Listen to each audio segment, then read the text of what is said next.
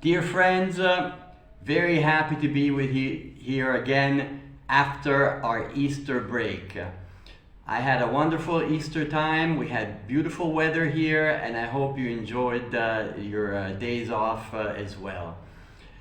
Today, I want to continue talking about the chakra system. Yes, I'm not giving up my own circle of evolution system, but I think it's useful to explore how this system, just like mine and many others that exist, are useful as daily tools. In many ways, actually, the chakra system is often considered useful to meditate, for regulating the different centers with the body, and that's an advanced way.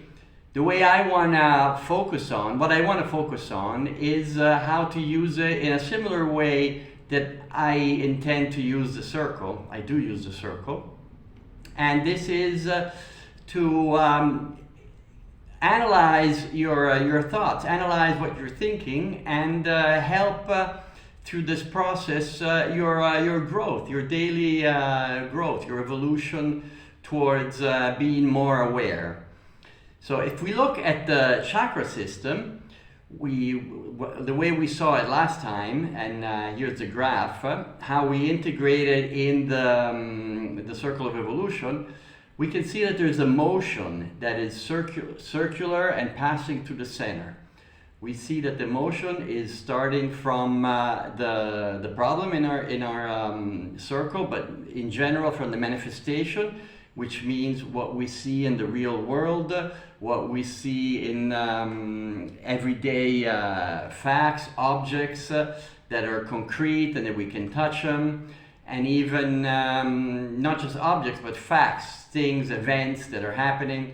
So that's in the manifestation section. Then as we move up, we pass through the love chakra, which is the center, and this is how we feel about them. So this is our own internal guide towards these facts. And it's interesting that it's a passage between the manifestation, the internal feelings, and then we go to transcendence. Transcendence means the world of ideas, the world of thoughts, the world of not concrete, you know. So when I said before the real world, you can touch it, but the transcendence is the ideas, the ideals, and things that are generic and that can be passed from one to the other, that are transferable. That's another word. So it's important that these three form an axis.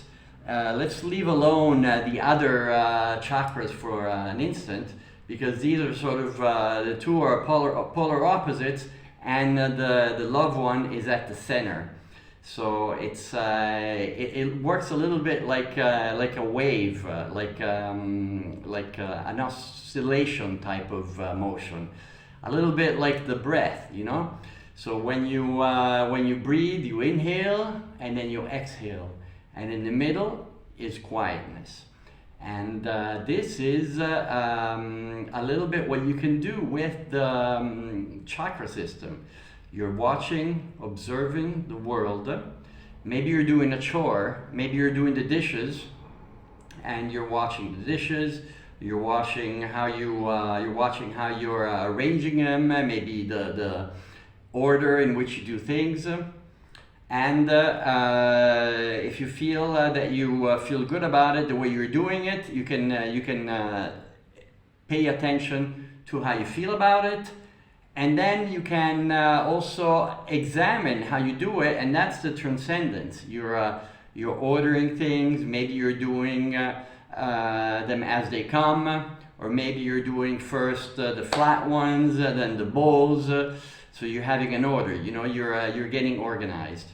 And so this constant motion between the object, I have the dish, the love, I feel good about what I'm doing with this dish, and then transcendence, why do I feel good? Oh, because I'm being organized and I'm doing it in a good way, is the constant shift between the world of manifestation and the world of transcendence.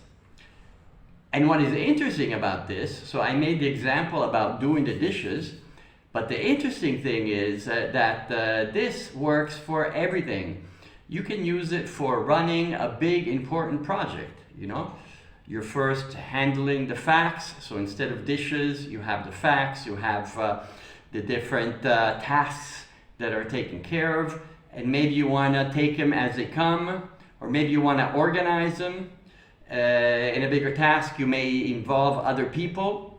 You can do that in doing the dishes. You can get help, or maybe you can get help from things in doing the dishes.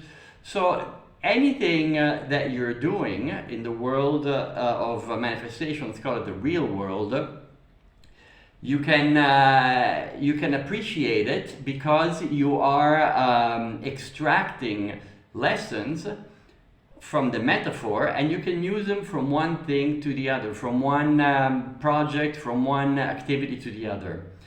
This is nice because anything you're doing, you can take as a metaphor for something else.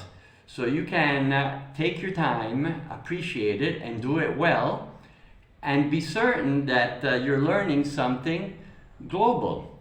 For one, you're learning about being at ease with your body. Your body is getting involved in something, and it doesn't matter what the ultimate importance of the task you're doing for humanity.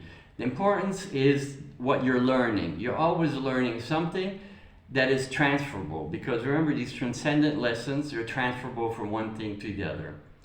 So this is a very freeing thought, because you are able to be happy with whatever you're doing, whatever task you're doing at the moment is not useless. It's very useful and very important, and you can enjoy it and feel better about it. And the more you embody this lesson of how every task is useful for you, the more you start appreciating it, and the more you you learn from it. And so it's a virtuous cycle.